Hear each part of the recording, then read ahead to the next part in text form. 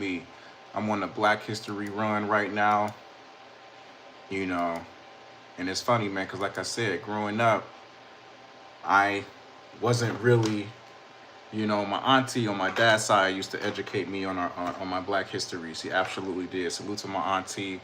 She used to educate me on my Black history. I remember going to see her, and she's very, very proud, you know, of being Black. But, you know, growing up in Detroit with my grandmother, you know, we didn't have a lot of discussions around, you know, what, you know, it meant to be Black in American society. You know, my grandmother, she sacrificed a lot. I love her.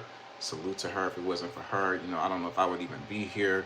You know, she invested a lot of love and poured a lot into me. So, you know, I don't blame her and fault her for that, right? But I was blind, you know, growing up in elementary school, middle school, high school, of the shit that, you know, Black people was up against. I went to the military. It was really my first real exposure to discrimination and racism. You know, once I got to the Marine Corps, that's what really opened up my mind to, damn, you a nigga. When I was in Detroit, it was all niggas, it was all Black people. So it's hard to really see how you stand out amongst different cultures and races when everybody around you Black, you know? And we had one white boy that was in our high school. We treated him like family. I remember he was a cool ass white dude. We didn't just have that concept, you know, in my particular graduating class, you know, we embraced, you know, the white dude, you know, took him with us. I remember after school, we used to go out into the community, catch the city bus, and, you know, he was right there with us, man. You know, we loved him. So I didn't have, you know, it wasn't like he was like, oh, you niggers, and oh, I don't like you guys, or nothing like that. You know, we was all together. You know, once I started branching out into the fucking world, that's when I started to see, like, man, they don't really fuck with niggas. So with everything I have in me, I'm going to use this platform to power Black people the fuck up intellectually and through knowledge, all right? It says, for the lack of knowledge, my people is destroyed. So I'm going to keep feeding you niggas knowledge pie and knowledge cake, and you're gonna get a knowledge buffet fucking with me, all right? So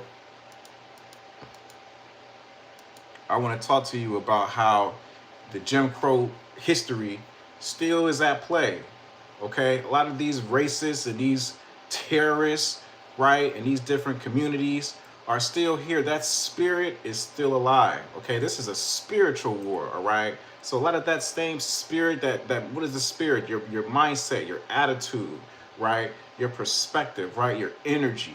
It's still alive till this day, all right? And we're gonna break it down. I took some notes. Yeah, I'm not done with y'all. So Jim Crow, the late 19th, mid 20th century, was the legal and extra-legal system that enforced racial segregation and second-class citizenship for Black Americans, separate schools, voting restrictions, segregated housing and public accommodations, discriminatory policing in courts, and economic exclusion. This stuff is still happening today. You mean to tell me you guys ain't seeing voting restrictions, right? Where they have all of these different requirements, right? All this red tape in order for you just to go fucking vote, all right? You mean to tell me there's no discriminatory policing, right? No economic exclusion going on today? This stuff, you gotta know your history, because this is just current, what they say, what my brothers say, history is current events, all right? So it says, although the formal structures are gone, the structure patterns of segregation, concentrated poverty, unequal access to housing, credit, criminal legal control, limits on political power, and cultural erasure continues via policies, market practices, and censorship. Think of Jim Crow not just as old laws, but as durable systems that adapt, all right? And I'm gonna give you guys my resources too, all right? These systems, these things that were put in place are adaptable. They were, you know, able to kind of move and adjust with the times, all right? Don't think this shit was just back then, all right? 25 points, you know, how it shows a modern echo of some of these different policies that were in place, all right? Number one, mortgage denial and lending gaps. Modern examples: Black applicants are denied mortgages at substantially higher rates than white applicants, all right? This is actually research done on this. Recent report shows 19% denial, for black borrowers versus 11% overall. What you can learn and what you can do, all right? Organize your communities around financial literacy, okay? Focused on credit, negotiating with lenders, okay? Push local banks for fair lending audits, and partner with nonprofits that do foreclosure denial advocacy, all right? Sometimes you guys are going to lose your homes and your houses, or you're not going to get denied because your credit isn't right, all right? Your credit's not good. You don't got the money for a down payment. There's going to be some experiences where you're getting denied when your credit's great, right? And you got the money for a down payment, all right? So get your credit right. Get your finances in order, all right? You're black. You already got a fucking strike against you, all right? 2, redefining or redining in neighborhood disinvestment. Modern example, lenders and market practices continue to underserve majority black neighborhoods and steer investment elsewhere. All right, legal actions and DOJ settlements show this still persists. What you can do and what you can learn. Build community land trust, co-ops, and local investment pools. Pressure municipalities for equitable infrastructure and targeted redevelopment funds. 3, rising rents and housing segregation by price. That's all they're doing. When they're raising the prices on these different communities and these different rents and mortgages, they're just trying to push you niggas out because they already know economically the white man and the white women, they have the advantage, all right? They're getting hired more at a higher rate. They're keeping their jobs. You're not seeing with the DEI, right? It's, you know, with the DEI departments and things like that shutting down and, you know, pushing a lot of this diversity, equity, and inclusion. You know, you're not seeing a lot of, you know, white people losing their fucking jobs, right? It's the black women losing their jobs at higher rates, right? The African Americans, okay? That shit isn't coincidental, all right? And what happens when you lose your jobs, right? It's hard to afford rent, right? It's hard to afford the cost of living, all right? But these prices are still going up, okay? So even in, you know, when I was working, you know, working my fucking ass off, getting all these super tough cases in these different mental health clinics, people with some of the most severe situations, all right? And then it's like people who, you know, may be better socially, right? They may be going to the happy hours. They might be going to the potlucks and all these different things. When I go to work, I go to fucking work, I go home. I don't need you all in my business. I'm not trying to talk about Black Lives Matter and all that shit, all right? But it works against you a lot of times when you're working with these white people because they're social creatures. Everything with them is about socializing and what's trending and all that shit. And when you're not a part of that and you're in the work culture, it counts against you on getting promoted. You getting looked at as being a supervisor because they're looking at you like, man, you're like the odd one out, right? You're not participating in a lot of these social gatherings at work, so maybe you're not a good supervisor, you know, and different things like that. So what happens? You end up, you know, not getting promoted or getting a raise, right, to be able to afford the rising cost of living, okay? So they know when they're raising these prices in these different communities and stuff like that, they know that more than likely white people and non-blacks who, you know, align with some of these ideologies, and even black people who can't afford it, you know, they tend to, you know, cater more towards them, right? You poor people and people that are trying to come up, you know, a lot of times they don't want you there, all right? So 3, so modern example, gentrification, rent increases, push black families out of neighborhoods, reinforcing the de facto segregation. What you can do, support tenant unions, push for rent control, inclusionary zoning, right? And publicly funded affordable housing tied to community ownership, okay? 4, wealth gap rooted in Jim Crow era exclusion, which is talking about this. Modern example, intergenerational wealth disparities reflect decades of exclusion from home equity, business lending, and pensions. What you can do, prioritize collective wealth strategies, right? Family land trust, pooled investment clubs, hometown business funds, all right? 5, differential policing and mass incarceration, okay? The new Jim Crow, modern example. Disparate stops, arrests, longer sentences, and collateral consequences function as social control similar to Jim Crow, right? See scholarship on mass incarceration as continuity. What you can do, support bail reform, which people have been doing, expungement clinics, legal defense funds, and community alternatives to policing. All right. 6, underrepresentation in corporate leadership. Modern example, very few Fortune 500 CEOs are black, right? It's like a single digit percentage. What you can do, push for board diversity. Sponsor, that stuff isn't just happenstance, all right? The fact that you don't have a good portion of black Fortune 500 leadership is not a coincidence. A lot of times, like I said, this is a tribalistic, cult-like time. If you're not a part of the tribe, if they're not looking at you like a part of the cult, even if you're qualified, even if you're just as qualified, and a lot of times these black executives and things like that got to work twice as hard, triple times as hard. They're not going to bring you in. And what does that do? That influences the people on the bottom of these companies and the policies and the procedures and the practices for employees, for hiring and stuff like that. When a motherfucker don't look like you, right? Shit, man. So, underrepresentation in government leadership. Modern example, Congress and many state offices remain majority white. Progress is uneven. Congress is about 26% non-white in the 119th.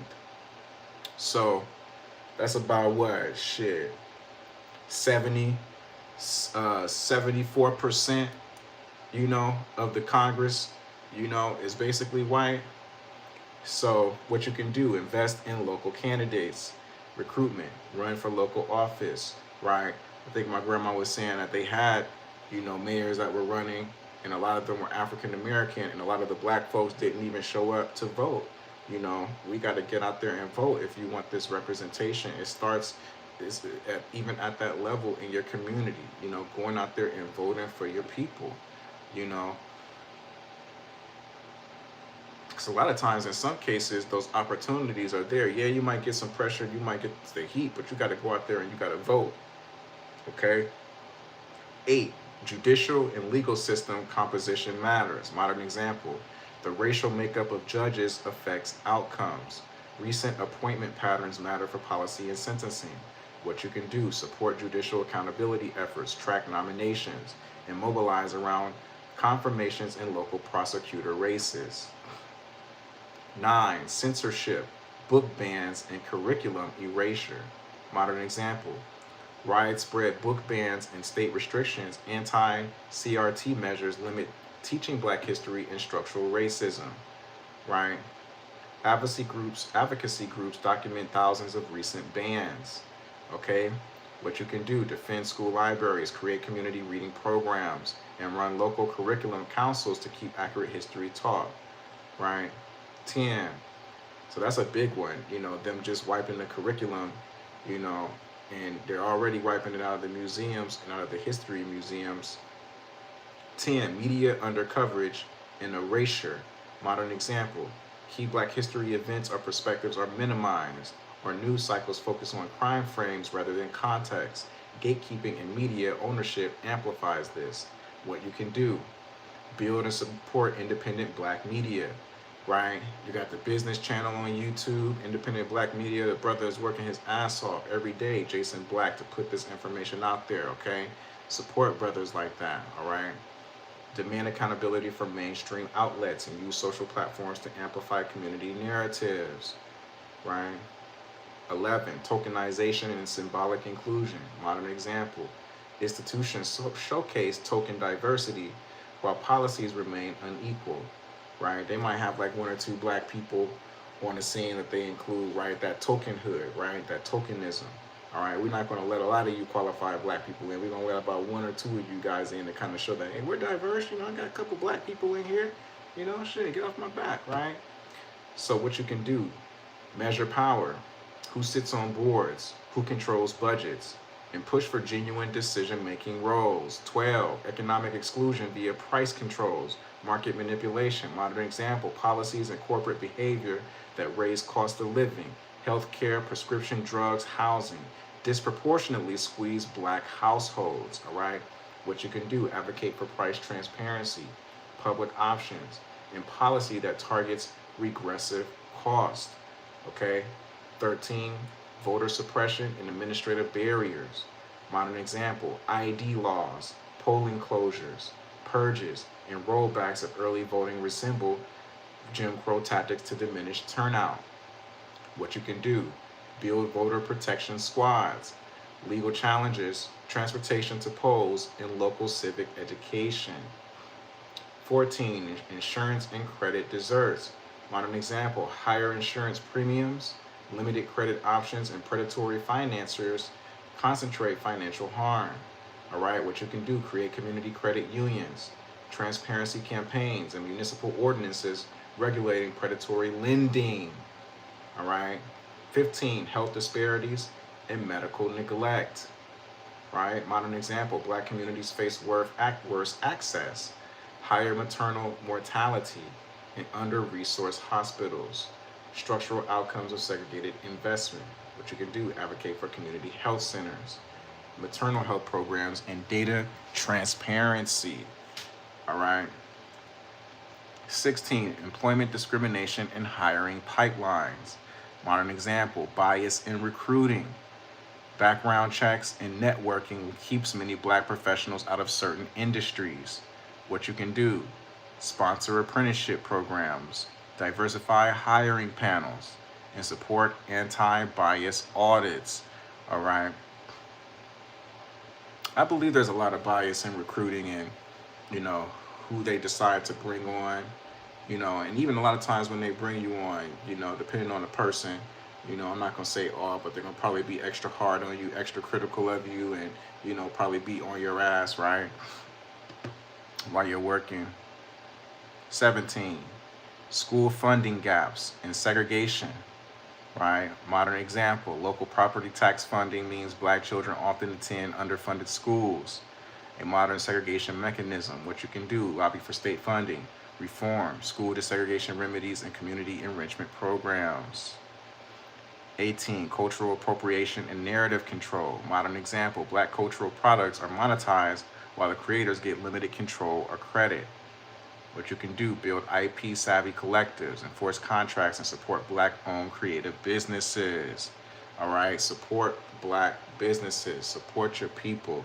I try to buy a lot of products and things like that that are Black created, Black owned, but a lot of times it's hard to know, what is, Black owned. And I know a lot of people will argue, oh, well, these Black people, they don't give you good service. They don't do that. They don't do this. A lot of you motherfuckers don't give good service. You don't do this. You don't do that. So it's like, you don't got to get bullied. Spend your money where you want to spend your money. Don't bitch about it. If you don't want to contribute, you don't want to participate, go spend your money somewhere else. All right. So 19. Environmental racism. Modern example: polluting facilities, right? That whole Flint water situation, right? Less green space and climate vulnerabilities cluster in Black neighborhoods. What you can do: organize for environmental justice policies, right? You see a lot of that. Community monitoring and remediation funds, okay? 20. Digital redlining and algorithmic bias. Modern example: online ads, credit scoring, and policing teach replicate bias. Hey, what's up, Akaiwa man? How you doing? People of color can be targeted or excluded by opaque algorithms. What you can do: push for algorithmic audits, open data requirements, and digital rights advocacy. 21. Healthcare of incarceration, prison conditions, and parole bias. Modern example: post-incarceration barriers to housing, jobs, and voting keep many in disadvantaged cycles.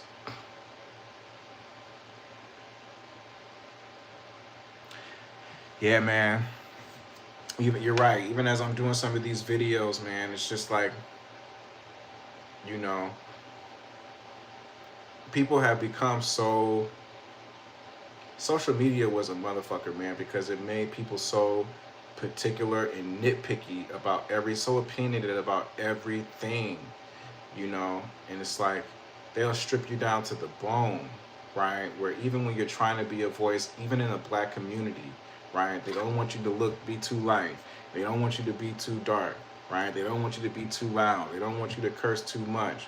They don't want you to be married to a Chinese girl. They don't want you to be married to a white girl. They don't want you to be married to a girl that's too light. Shit has become so fucked up.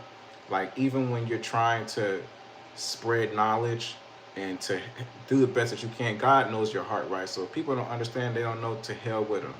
but God knows like your heart. Even when you're trying, the mindset and the brain quality of people today, they're going to strip you down. Oh, I don't like Randy. He married to a Chinese woman. What the hell he gonna teach me about the black community?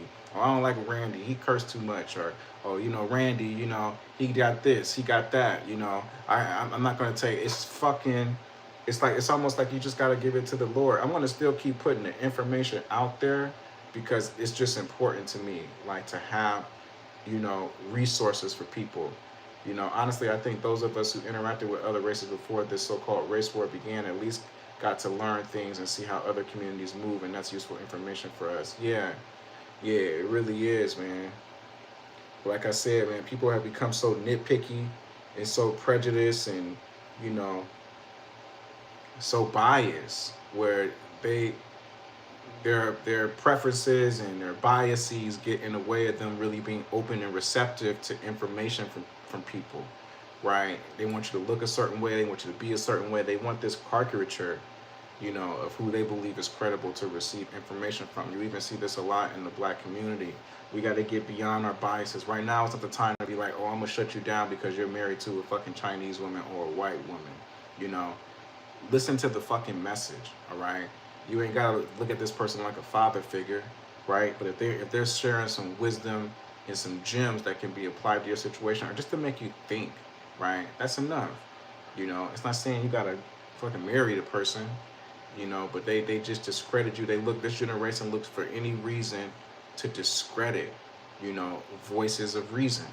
So, you know, it's like, it's hard to even have faith in your community and have faith. You're right, Kaiwa, man, that, you know, we can even make a damn difference, you know, with our generation. And it's like the younger they get, the more complicated they are to really educate.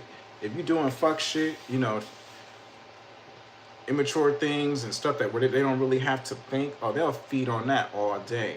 And maybe that might just be what it takes, man, where these younger people like ISO Speed who are not really getting into that deep shit, you know, and they just kind of skim the surface, you know, maybe that might be the way for the younger generation beneath us to really eat. You know, they might have to, you got to go about it in a different way. You know, our generation, you know, how it was given to us, you know, it was like just raw data, right?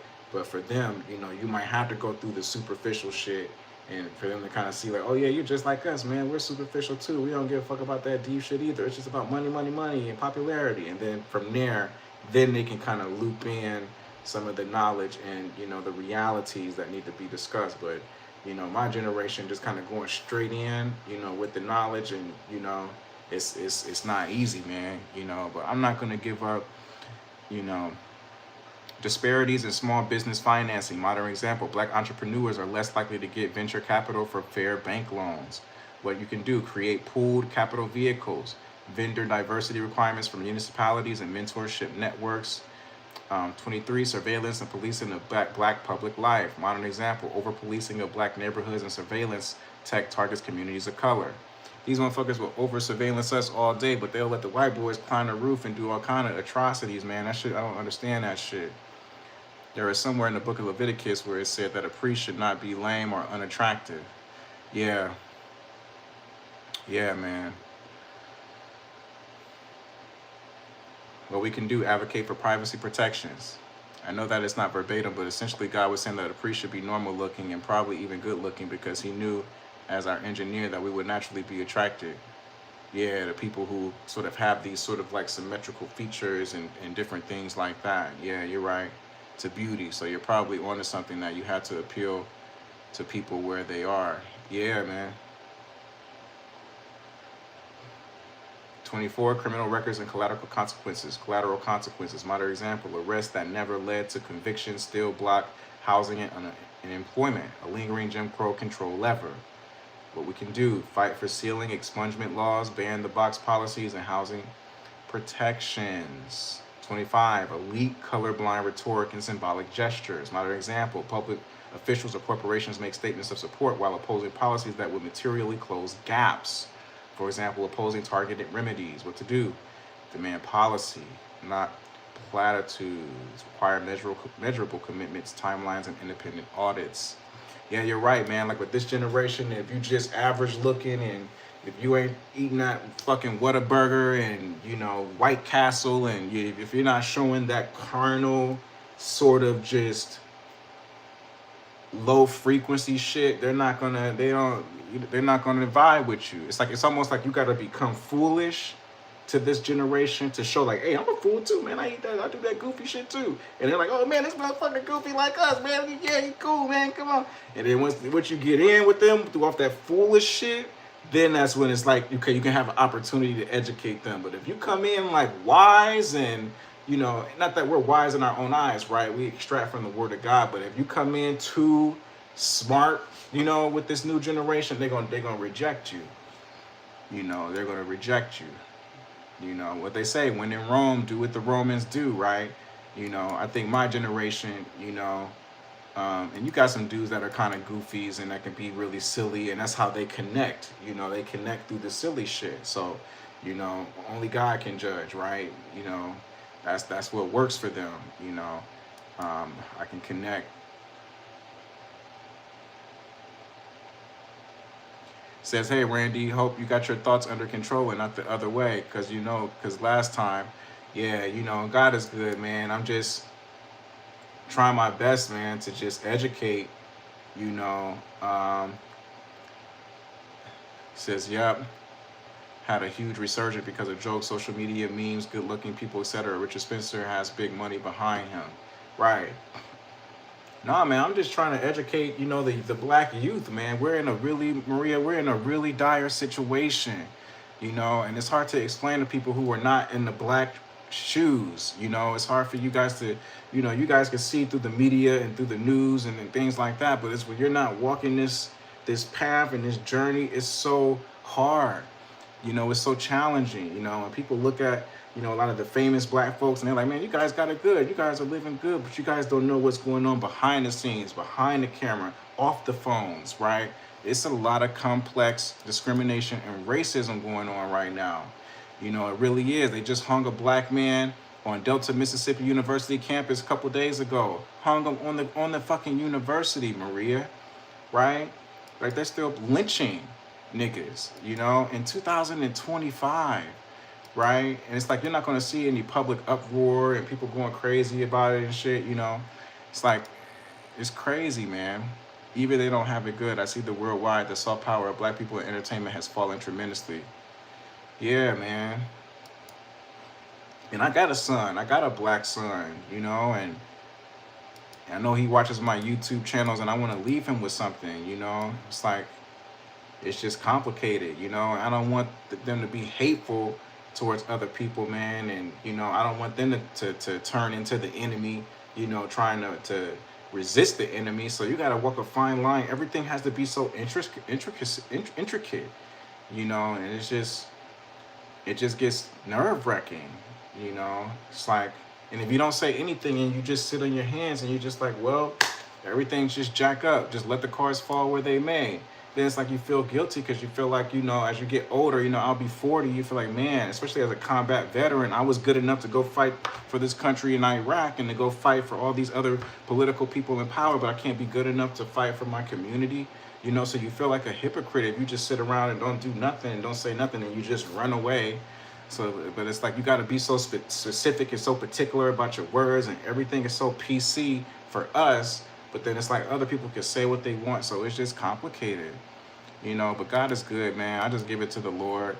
Like Chris Rock said in the 90s, they don't want to be him, and he's rich. And the 90s was probably the best decade for black relations with other races in the modern era, the late 80s to the late 2000s. Yeah, I believe that. Yeah, I believe that. Yeah, man, it's just complicated. It's like if you're not on the foolishness, if you're not on that, you know, the F stuff, they're not trying to hear it, man. You know, so still keep your positive vibe and believe in the good of humanity. What you spread gets back to you. Time is just really chaotic. Yeah, I agree. You know, I agree, man. Just pray for the black community right now. Pray for our black youth. You know, they don't have any guidance. They don't have any directions. Even the elders in the black community, they're off in Hollywood and in entertainment. They don't got any. They're just divorced, you know, from what they're dealing with. You know, I feel bad for them, you know, but you're right, Maria, you know.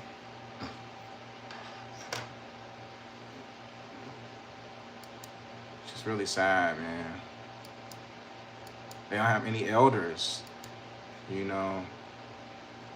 Nobody they can go to, like, just, you know, for how can we get through this? How can we navigate this? You know, their elders are like Isho Speed and Kai Sanan, and, you know, that's their elders, you know. Like, they don't have any older people with wisdom. And we do, like, the business broadcast on YouTube. He's a good elder, man. He really breaks it down, man. I really appreciate him. And, you know, but we're losing so many people, man. Like, a lot of them are dying, you know. So it's just like, I don't want to be negative and cynical, man, but it's just sad, man. You know, it's just sad, man. You know, I'm working with some cases, some African American guys, man. They don't even want to leave their fucking house, man. You know, no kids, no drama in their life. They're doing good. They're thriving. You know, they're successful, but they just are so just hurt and suffering from the shit that they're seeing, man. They don't even want to leave their houses and socialize with other races. They don't even want to travel the world. And it's hard for me as a therapist to change their mind. I can't say, oh, what you're seeing and what you're dealing with is not real. You know, it's because of your cognitive distortions and your beliefs. No, what they're dealing with is fucking real. The black people are being attacked. I understand, you know, why you probably are thinking twice about, or maybe why your Holy Spirit is like, hey, don't go there, just protect yourself, or be more discerning, you know, but not to the brink of paranoia, but, you know, it's just, what do you tell them, you know? So, I don't know, man, just pray for us, Maria, pray for, you know, our community, man, and, you know, it's just, right now, everything is about getting on, getting famous, getting popularity, and dancing for them. You know, we got to get on with them, man. We got to show them that we belong. We got to show them that, hey, you know, we're good people. You know, we're funny, we're fun. And shit's like, man, shit. You know, like, I don't know, man. So, just really sad, man. But God said, vengeance is mine, said the Lord. So, you know, God is paying attention to what's going on. The Spirit of the Lord is paying attention to what's going on. He's a patient God, you know, for good reason. Because once that judgment comes down and it's final, you're done. So I can see why God is just like, this needs to happen this way. I'm trying as much as I can to give everybody grace and the opportunity to turn their lives over and to turn to Christ. I gave everybody an opportunity. I was patient. Don't be too hard on them, Randy. Don't be too hard. Don't judge them. Don't be too hard. I gave you grace, right? You was going along the path of wickedness, self-destruction. I gave you grace. Give them that same opportunity. And that's what makes it so complex, because when you put God into the equation, it's almost like when you're a black person and you're suffering, it's almost like you have to just allow it. You know, you have to allow it, because if you say too much, then it's like you don't want to come off as if like you're interfering with God's will, right? You know, so it's just psychologically just boggling, you know. So pray for me, you know, and just, you know, I'm not going to use drugs. I'm not going to relapse. You know, I'm going to stay clean. I'm going to stay in the fight. But just pray for our people, man. Pray for our church. You know, pray for the body of believers. You know, it's just, I have to leave, man. I got to get back to work, man. But we're going to keep staying strong, all right?